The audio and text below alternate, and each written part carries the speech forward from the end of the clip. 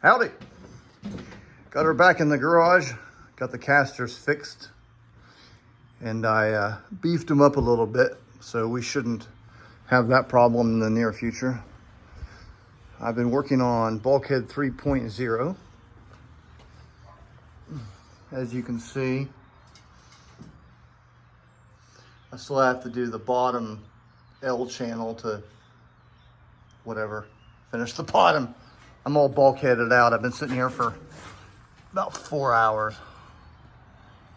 I gotta do this on the bottom.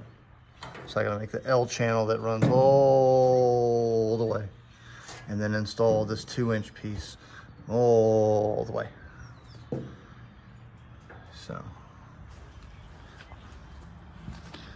like I said, if I wanted to, if I had the engineering drawings and I was so inclined, I could sit there and take 6 months or a year to make that bulkhead. But like I say over and over again, I don't want this thing to take me the rest of my life. Whoops.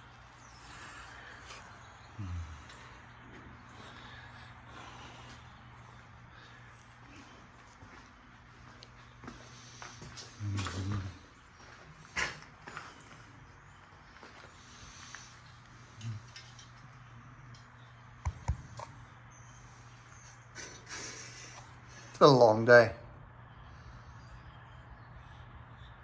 That's not gloss paint. That's just wet paint.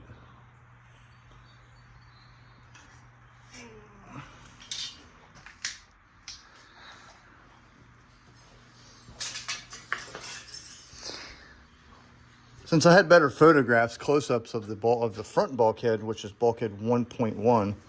This is bulkhead 1.0. And then 1.1. I actually did the rivets pretty much the way they were in the picture. The whole thing. Took me quite a while, but I wanted this area to, because it was going to be pretty much the only exposed area if someone were to, pop their head up here. I wanted that to look as authentic as possible.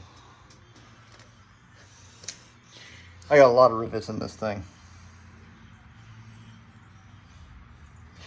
I don't understand how Convair did these flush mounted rivets unless they used blind rivets or something. Blind flush.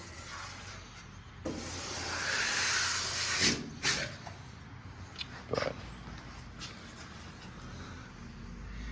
there is no shortage of rivets on this thing.